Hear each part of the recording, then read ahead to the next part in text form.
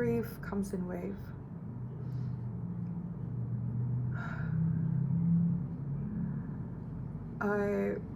I was doing well.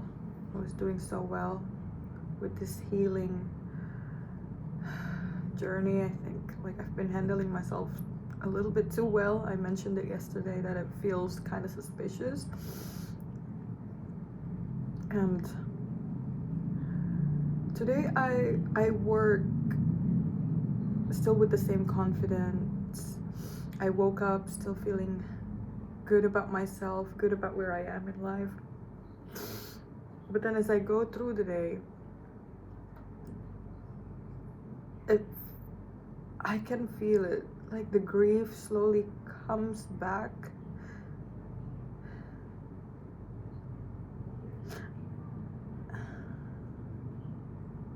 To me.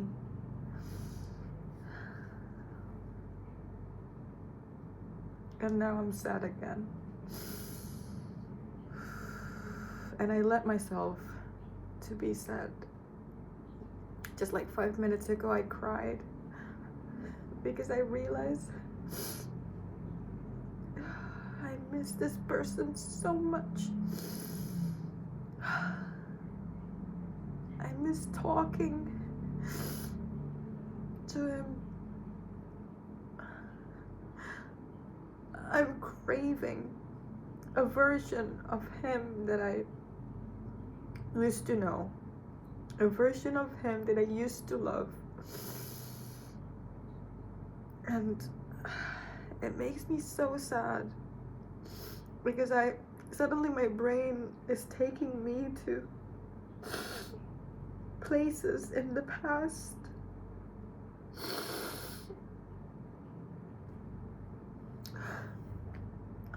Grief comes in waves. I am doing so much better, and I'm still proud of myself right now for feeling these emotions. It's all real. All of this emotion is real.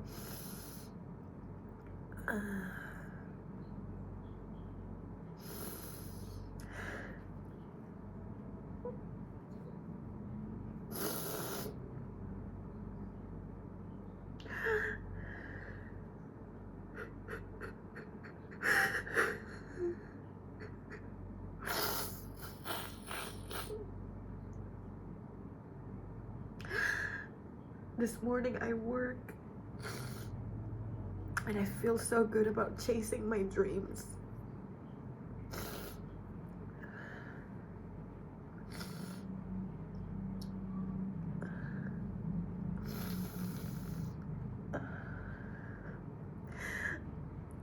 And I told my friend, because she came to see me, I told her that I feel so happy about where I am in life because I make plans for my future. I could make plans for my future again, ambitiously, even without having him inside the plan.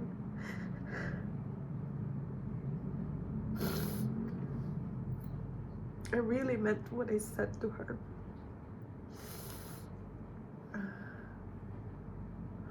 But then as I get home,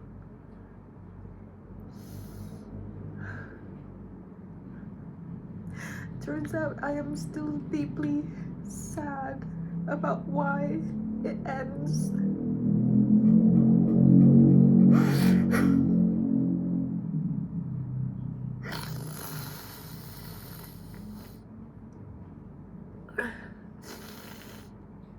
I am a little bit confused because I feel like I'm standing in between two versions of myself.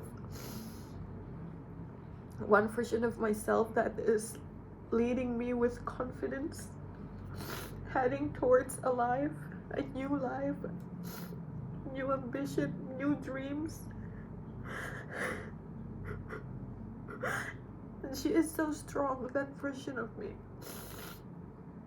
And the other version is me, just grieving me.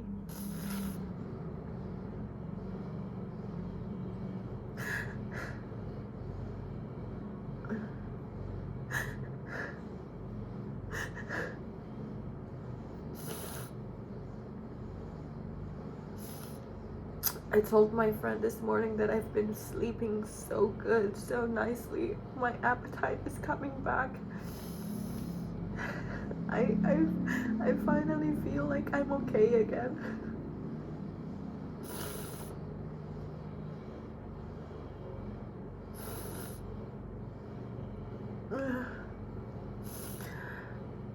But I know better. This is not a regression. This is not a regression. I think I'm grieving like this, other than the fact that, yes, sadness comes in waves, but also because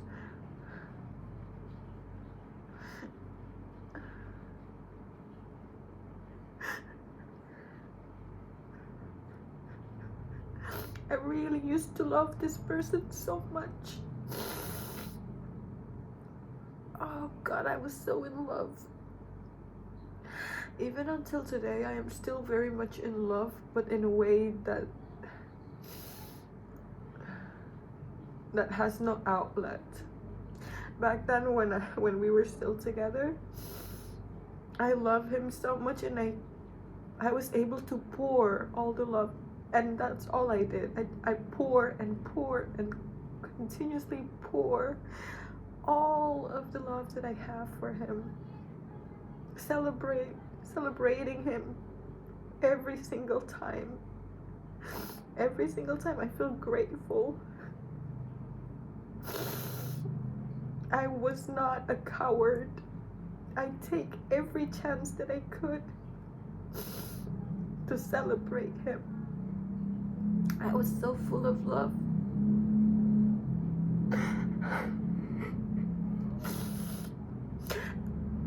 And I think what makes me sad today, because a part of me miss him, but I realize that I only miss a past version of him that no longer exists. The person that I miss no longer exists. There is no more place for my love to go. That's why I'm so sad. I miss him so much. But that version of him,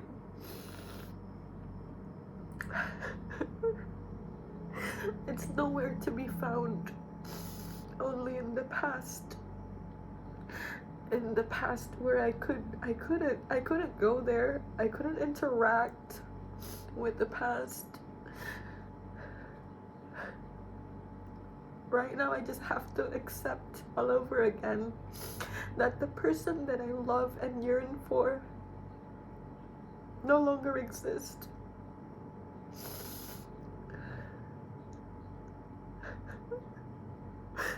And I'm so sad.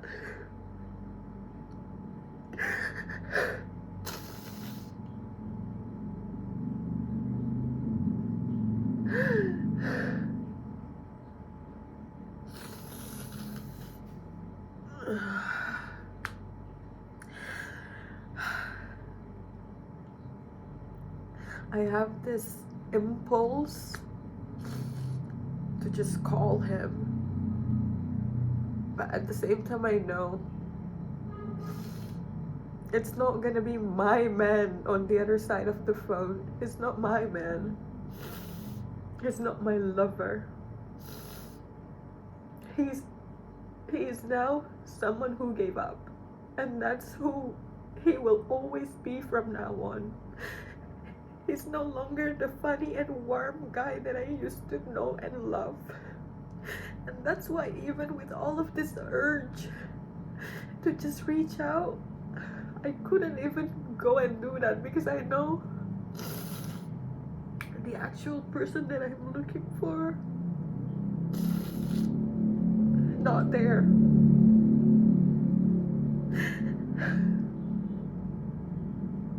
Not there.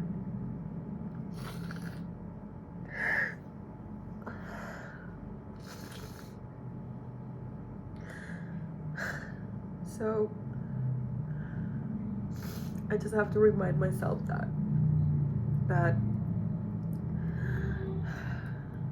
I am grieving deeply, and I miss him. And I have to accept the fact that there is no other way to reach him. No other way.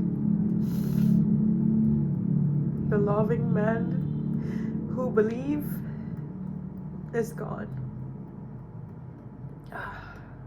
And I have to sit with that.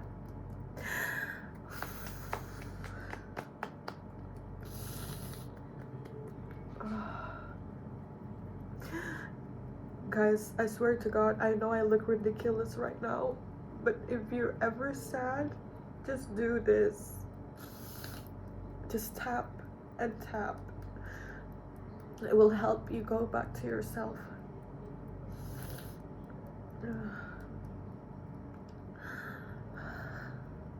Sometimes I would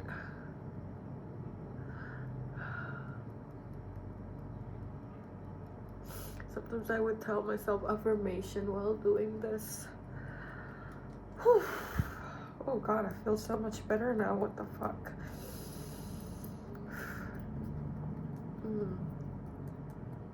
But sometimes tapping is just enough. This is my exercise. For every time I feel emotions, I would just tap, especially here in between my chest area, underneath that. I don't know what's that point called, but whenever I tap that, it just feels nice.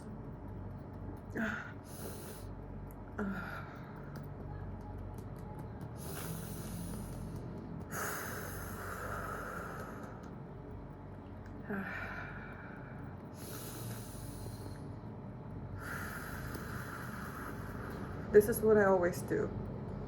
Tapping and breathing. Tapping and breathing.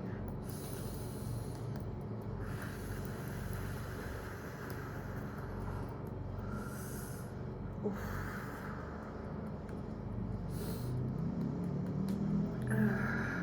God.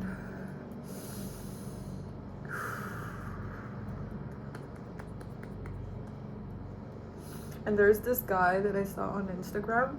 He made this very nice song, but I haven't memorized it yet. It's like, every single cell inside my body, every single cell is happy and well. Every single cell inside my body, every single cell is happy and well. I'm so glad every single cell is happy and well. I'm so glad that every single cell is happy and well. That's the song. I really love that song. I swear to God, that is my first time singing it. But I've been seeing that guy on Instagram, and I was like, oh, that is so wholesome. Like, what a way to deal with grief or sadness or whatever it is, actually. Just like to affirm yourself. And the song itself sounds so warm. It's like a hug, like a big hug to you. I know how stupid I look singing that song, but I swear to God, it's so nice. Okay, I'm gonna sing that one more time before I end the video. And if my future self wanna come along, I know it feels ridiculous, but you can come along if you want. I swear to God, if you welcome this ridiculousness, you're gonna feel better afterwards. Okay. 1, 2, 3, 4. Every single cell inside my body, every single cell is happy and well. Every single cell inside my body, every single cell is happy and well. I'm so glad every single cell is happy and well. I'm so glad every single cell is happy and well. Oh shit. I know how embarrassing that was, but I swear to God, guys, sometimes you gotta do the most embarrassing things to feel like yourself again. Like, you know, sometimes I just want to be the cool girl, you know, like, oh, I eat pain for breakfast, you know, like I smoke pain away. But sometimes that's not healthy. Sometimes you can't lie to yourself. Sometimes you gotta just, bring that sunny, wobbly side of you and make the decision to look ridiculous and happy. I think there's also some other things that I would like to try in the future whenever uh, the pain feels very present, like physically. I saw somebody doing like a physical exercise, so just like moving, shaking up the body as if like you're gonna go for a jog, just like a warm up. But you do that constantly whenever you feel that big emotion. So maybe I'll try that in the future by coordinating in my entire body. But um, so far, uh, it's been going well this way. What I tried. So sometimes I would just let myself be sad and accommodate my feelings, acknowledge my feelings, and feel my feelings, and then I would cry. And then after that, I would fix my posture, start the tapping, do some breath work, on and on and on. Sometimes I would meditate, sometimes I would tell myself affirmation, and it's been very helpful.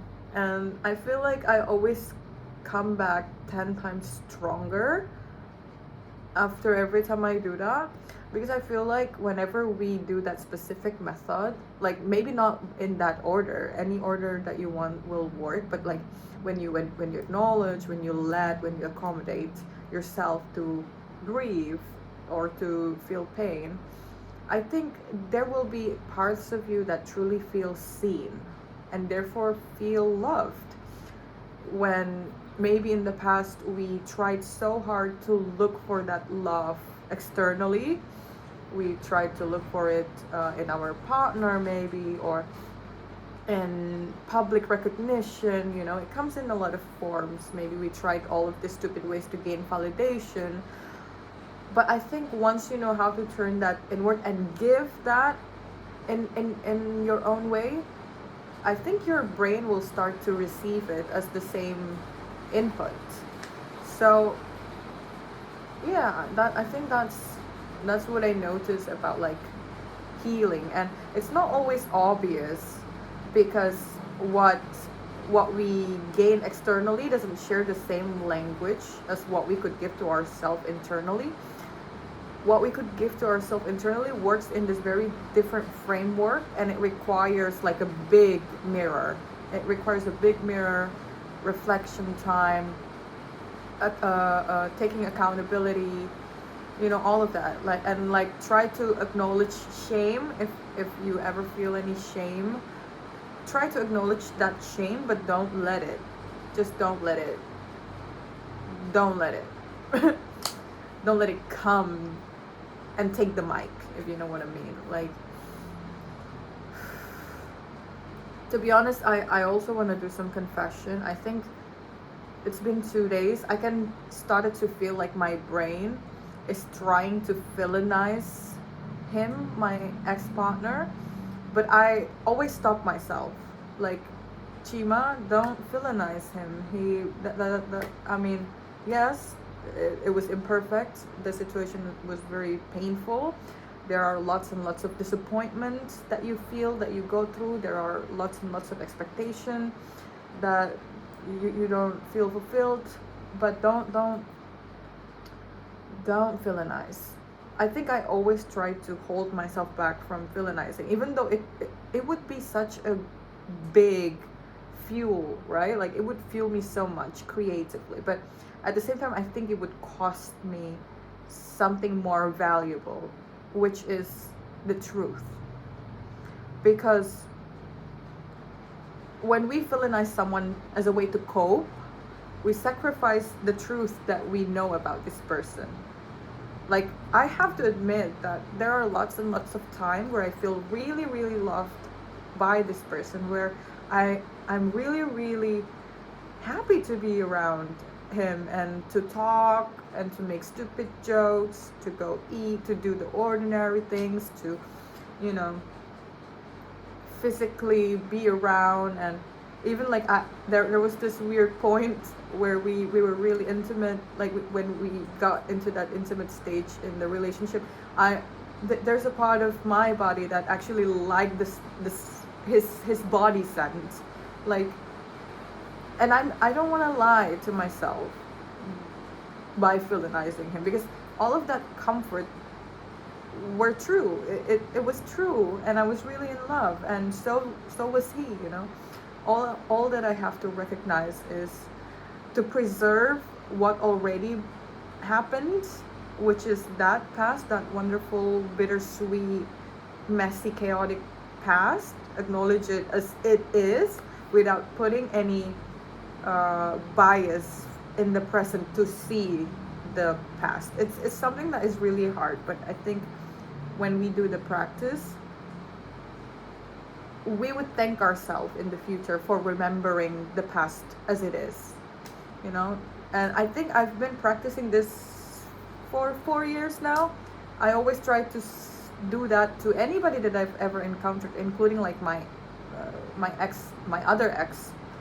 I try to you know, to preserve the moment that I had with her, just as is, you know. Like, it was wonderful, it was a little bit chaotic, it was there's this moment of sadness, there's this moment of pain, but there was also love. Abundant love was abundant. So yeah, I'm not gonna villainize. Every time my brain tries to do that as a way to cope, I am pulling myself, like, don't do that, don't do that, because you're gonna lose the lesson. You're gonna lose a very important piece of history that shapes you. So yeah, no, there's it's too valuable. I'm not gonna take the villainizing route. And sometimes I think that is the best way to cope. To just give yourself a hug whenever you feel like your brain is trying to villainize someone that you once loved, and just tell your brain, like, hey, what are you trying to do? We don't have to do that to accept and move on. I don't have to hate someone to move on. I just want it to be peaceful. And I think this is really important, because when we manage to not hate someone and move on, you will not going to carry any baggage to your next, let's say, experience or connection, either with the communities or even in a more intimate personal scenario. You're not gonna like project fear, you're not gonna project unresolved things, because you know you're actually done with it, and you don't take the bait of villainizing. Because yeah, again, villainizing, it's going to eat the shit out of you. You are feeding yourself lies if you do that,